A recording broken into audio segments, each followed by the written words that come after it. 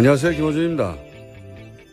사법부에서 사법부를 대상으로 하는 국회 국정조사를 스스로 요구하는 전례 없는 목소리가 나오고 있습니다.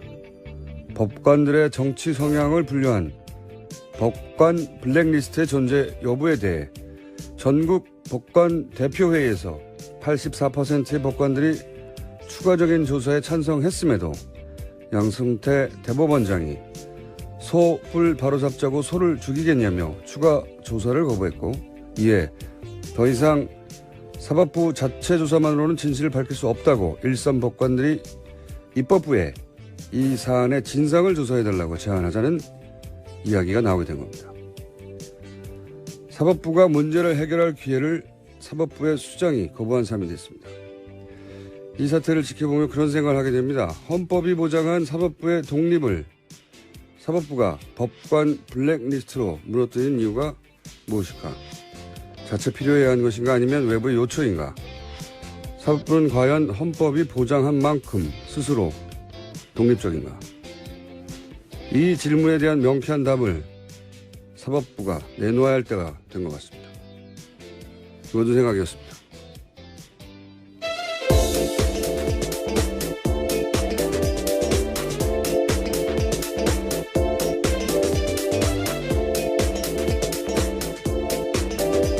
시사인의 김은지입니다. 자, 오늘도 가볼까요? 네. 오늘만 하면 이제 또 주말이죠. 일주일이 가네요. 시간이 참 빠릅니다. 벌써 7월이고. 그러게요. 정말 7월이네요. 언제 시작했죠? 김은지 기자가? 제가 12월 중순 정도에 시작했습니다. 작년 시작했는데 6개월도 지났습니다. 이제 만으로. 시간이 참 빠릅니다. 자, 첫 번째 뉴스는요. 네, 문재인 대통령은 어제 평화적인 방식으로 한반도 비핵화를 달성한다는 베를린 평화구상을 발표했습니다. 그러면서 5대 정책 방향을 제시했는데요. 6.15 공동선언과 14 정상선언 이행, 북한 체제를 보장하는 비핵화 추구, 남북 간 합의들을 법제화, 한반도 신경제지도 본격화, 비정치적 분야 교류 협력 확대입니다. 또 이를 위해서는 쉬운 것부터 먼저 하자라고 제안도 했는데요. 오는 10월 4일 이산가족 상봉 및 성묘, 북한의 평창 동계올림픽 참가, 군사분계선의 적대행위 중단, 남북대화 재개를 북한에 제안했습니다. 그렇군요. 한마디로 해서 이제 김대중 노무현의 그분들이 닦아놓은 길을 다시 들어서겠다. 뭐 이런 이야기죠. 그리고 그렇게 얘기하면서 완전하고 검증 가능하면 불가역적인 CBID라고 약자로 비핵화를 이런 방식으로 하라고, 조지 부시 1기 행정부 때 이 주장을 했어요. 북한이 굉장히 싫어하는 표현이에요, 이거. 그렇죠. 완전하고 검증 가능하며 불가역적인. complete. 영어 하시는 건가요? CBID. CVID요? verifiable, irreversible. 생각 안 하면 큰일 날 뻔했습니다. 북한은 싫어하는 표현입니다. 이게. 왜냐면은 이건 패전국이나 요구하는 거다. 디스멘트먼트, 마지막에 T. 생각 안 나, 조금 이따 생각났어요.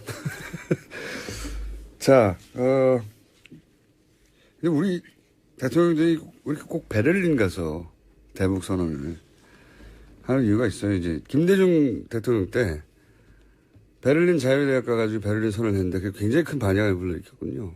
사실 그리고 나서 이제 노벨 평화상으로도 이어지고 남북 정상회담.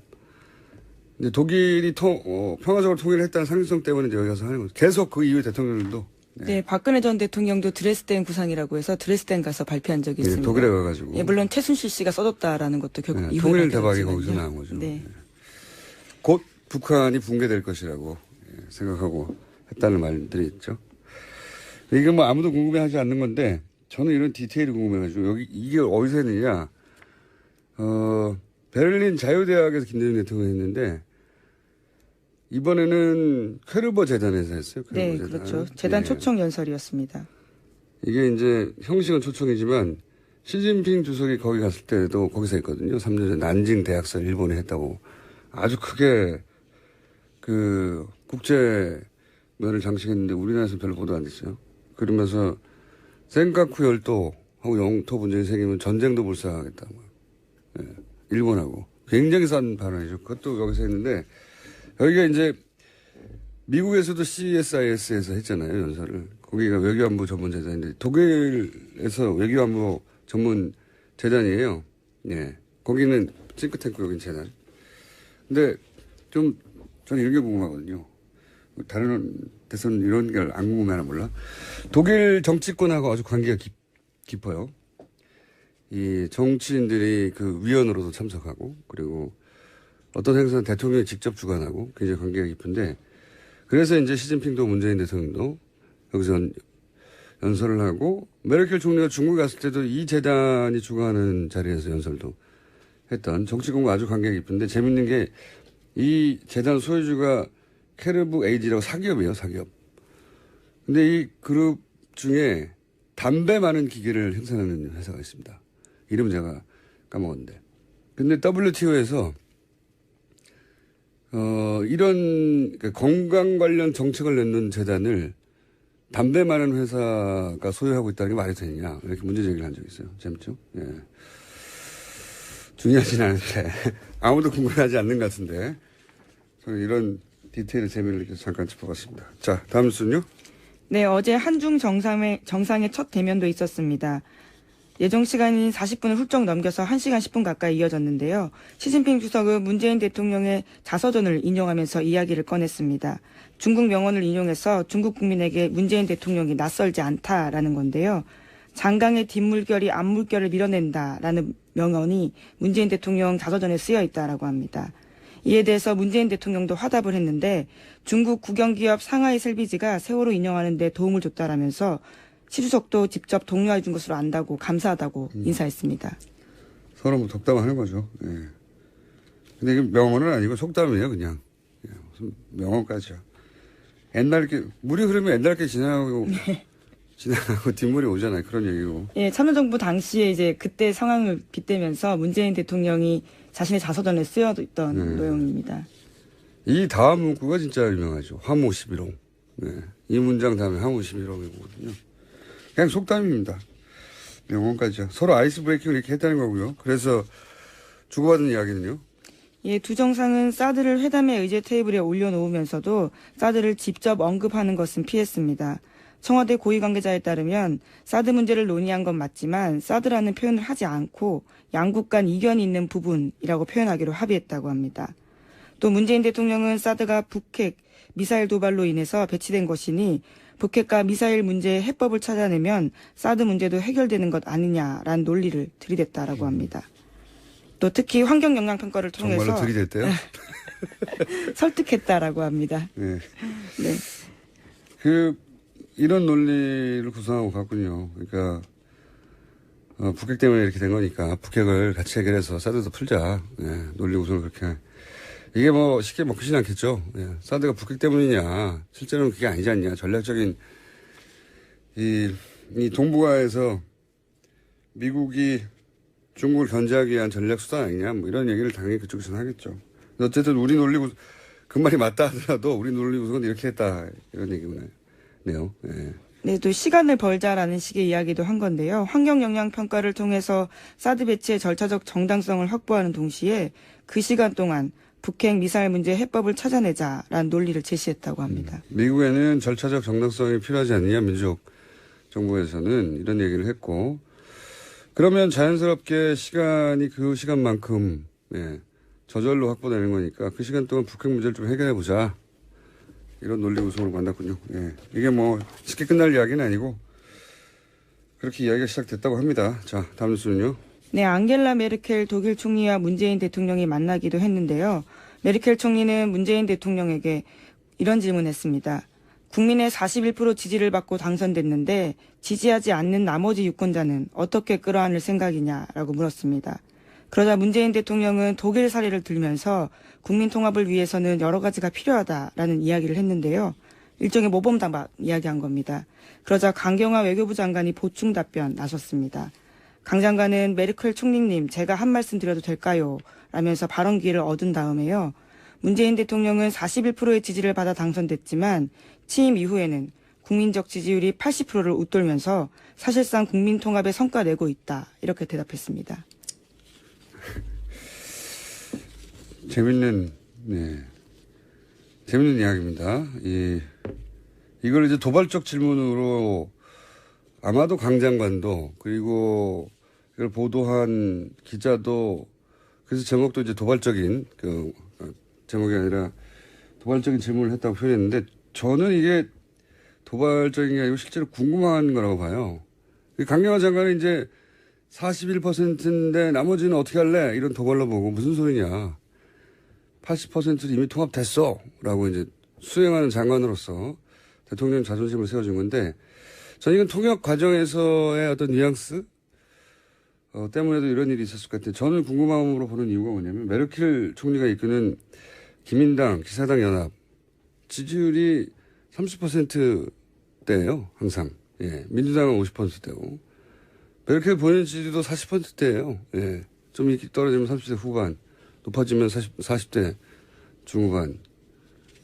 그러니까 다른 나라 정상을 도발할 정도의 지지율이 스스로 못 돼요. 예, 상황적으로. 오히려 이제 독일은 일당이 휩쓰는 구조가 안 된단 말이죠. 예.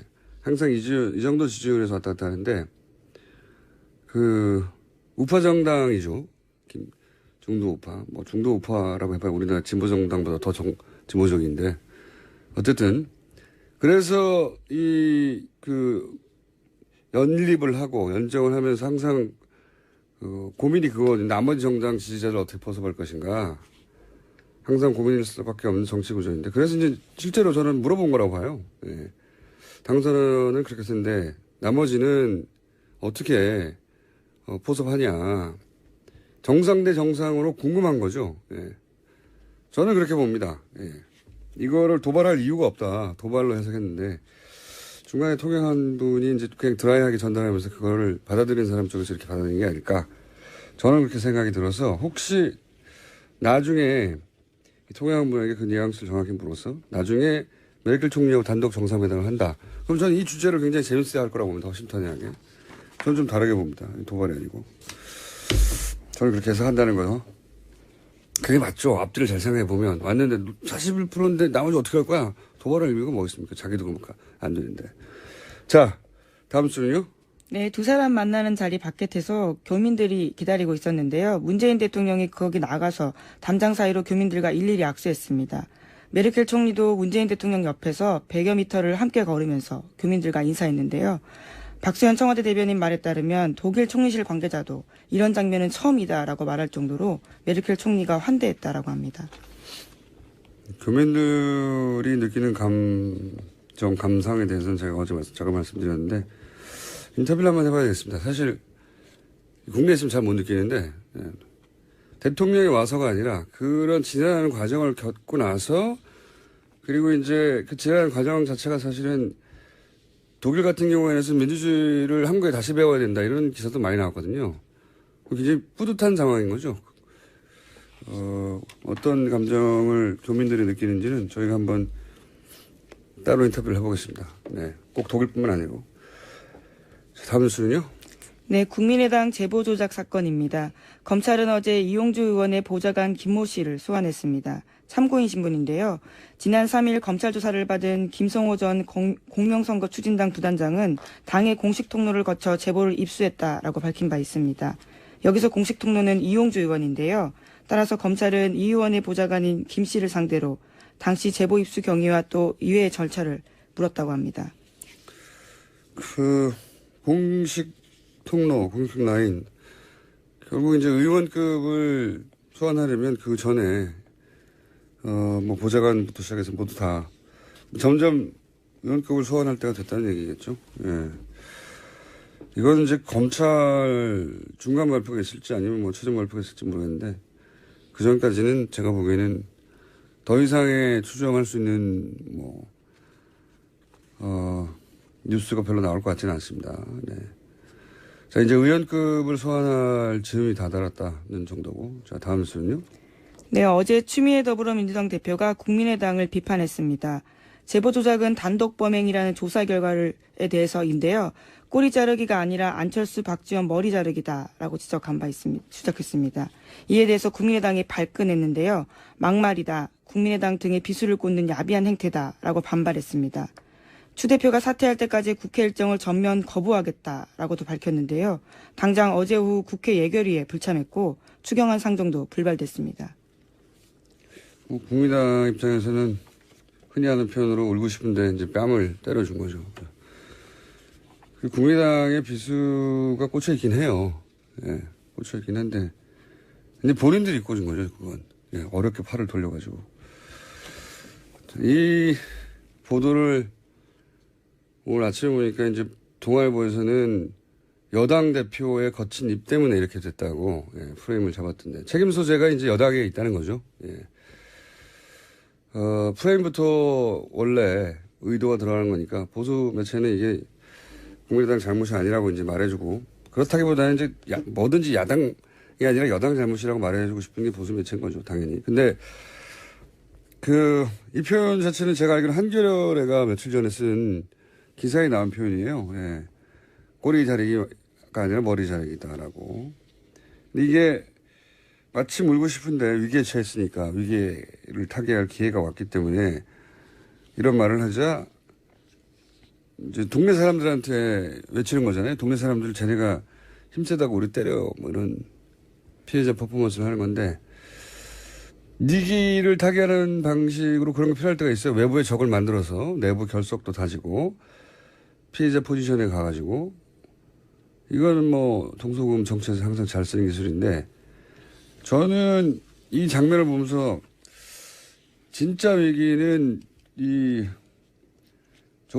제보조작 사건이 아니고 그 사건을 돌파해가는 국민의당의 대응 방식이다라고 저는 생각이 드는 게 지금은 그런 종류의 대응으로 돌파할 수 있는 성격이 아니거든요. 이게 생각해보면 이게 이제 뭐 피해자 포지션, 뭐 약자 포지션, 핍박받는 피해의식, 자기연민, 뭐, 그 억울함을 주장하는 마음, 이런 대응으로 야당이 돌파할 수 있는 얘기는 힘에 밀리거나 아니면은 부당한 공작으로 당했을 때 쓰는 거지 당내에서 출발하는 위기를 이렇게 돌파하는 게 대중적인 지지를 얻기 힘들어요.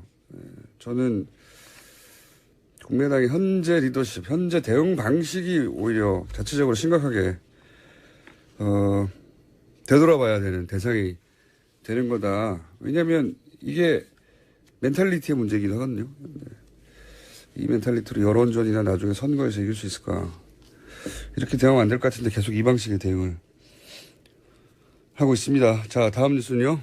네, 국정원 적폐청산 TF가 국정원 댓글 사건 당시 국정원 내부 데이터베이스를 분석하는 작업에 착수했다라고 어제 JTBC가 보도했습니다. 특히 18대 대선을 앞두고 있던 2012년 6월부터 12월까지 회의의 녹음과 녹취가 집중 분석 대상인데요. 당시 검찰은 국정원이 이미 제출한 자료만 받았습니다. 이 중에서는 원세훈 전 원장 녹취록은 2012년 5월분까지만 있었는데요. 2012년 5월 이전 녹취 중에서도 눈에 띄는 부분들이 있습니다. 정부 정책에 지지하지 않는 야당 인선은 밀어버려야 한다라는 뜻으로 해석되는 발언 등이 이미 법정에서 소개된 바가 있습니다. 근데 이거는 뭐 대선 6개월 전까지고 대선 6개월 이내에는 험악한 이야기들 오갔겠죠. 네, 공직선거법 위반 걸리지 않기 위해서 딱 그 기간만 빼고 준 것으로 보입니다. 제목 하나 정도 읽을 수 있을 것 같습니다. 네, 어제 이재용 부회장의 재판이 있었는데요. 여기서도 안종범 전 수석의 수첩이 쟁점이 됐습니다. 그 내용은 저희가 바로 이어서 저희 이정열 전 판사님하고 얘기를 나눌 것이고 네. 제가 오늘 아침 눈에 띄는 기사는 종원진 의원이 보수신당 창당한다고. 네, 변희재 정미용 씨도 합류한다고 합니다. 정치 뉴스인데 연예 뉴스의 느낌이 나요. 여기까지 하겠습니다. 시사인의 김은지였습니다. 감사합니다. 모든 생각이었습니다.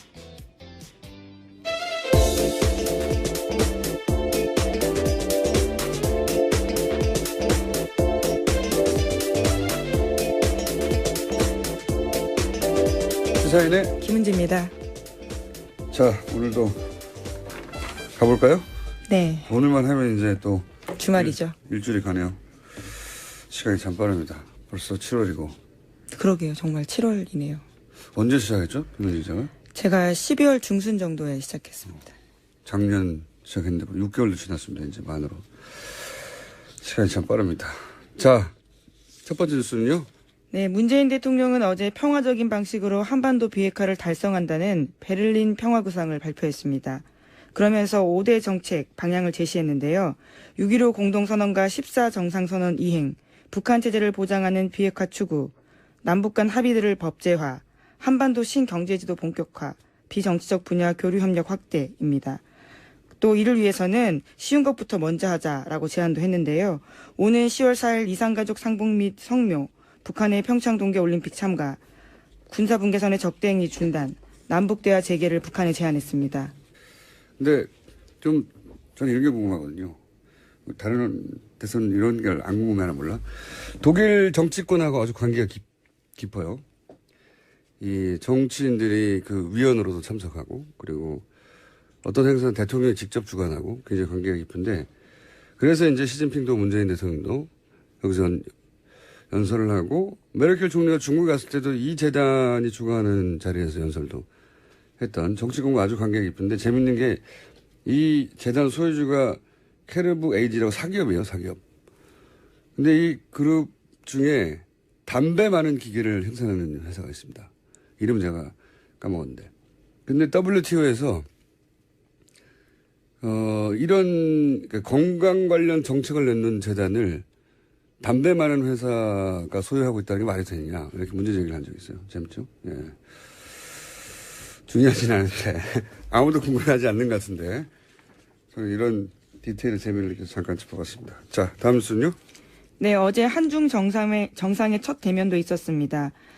예정 시간이 40분을 훌쩍 넘겨서 1시간 10분 가까이 이어졌는데요. 시진핑 주석은 문재인 대통령의 자서전을 인용하면서 이야기를 꺼냈습니다. 그렇군요. 한마디로 해서 이제 김대중, 노무현의 그분들이 닦아놓은 길을 다시 들어서겠다.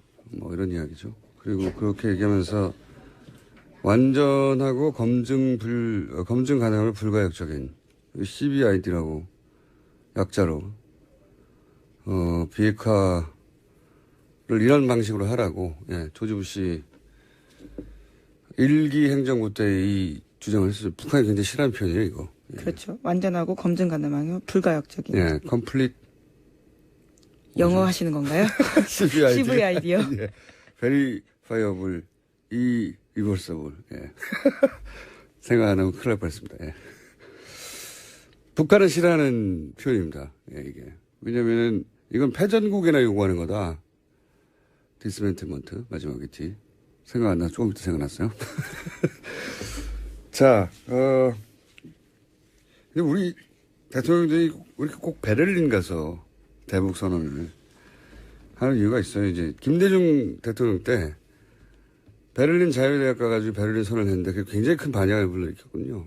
사실 그리고 나서 이제 노벨 평화상으로도 이어지고 남북 정상회담.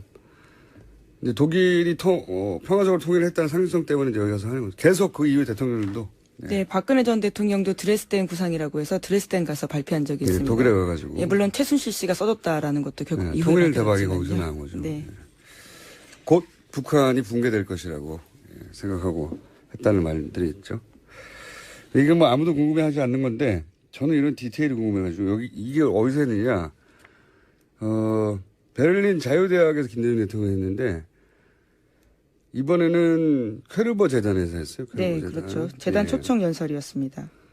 이게 이제 형식은 초청이지만 시진핑 주석이 거기 갔을 때도 거기서 했거든요. 3년 전 난징 대학설 일본에 했다고 아주 크게 그 국제면을 장식했는데 우리나라에서 별로 보도 안 됐어요. 그러면서 센카쿠 열도하고 영토 분쟁이 생기면 전쟁도 불사하겠다. 네, 일본하고 굉장히 싼 발언이죠. 그것도 여기서 했는데 여기가 이제 미국에서도 CSIS에서 했잖아요, 연설을. 거기가 외교안보 전문 재단인데 독일에서 외교안보 전문 재단이에요. 예. 거기는 싱크탱크 여긴 재단. 안녕하세요, 김호준입니다.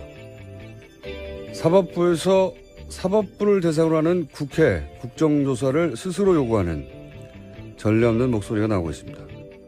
법관들의 정치 성향을 분류한 법관 블랙리스트의 존재 여부에 대해 전국 법관 대표회의에서 84%의 법관들이 추가적인 조사에 찬성했음에도 양승태 대법원장이 소뿔 바로잡자고 소를 죽이겠냐며 추가 조사를 거부했고, 이에 더 이상 사법부 자체 조사만으로는 진실을 밝힐 수 없다고 일선 법관들이 입법부에 이 사안의 진상을 조사해달라고 제안하자는 이야기가 나오게 된 겁니다.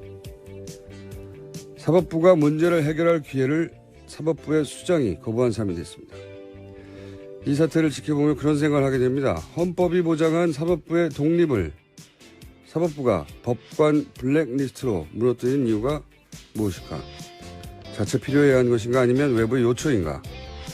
사법부는 과연 헌법이 보장한 만큼 스스로 독립적인가? 이 질문에 대한 명쾌한 답을 사법부가 내놓아야 할 때가 된 것 같습니다.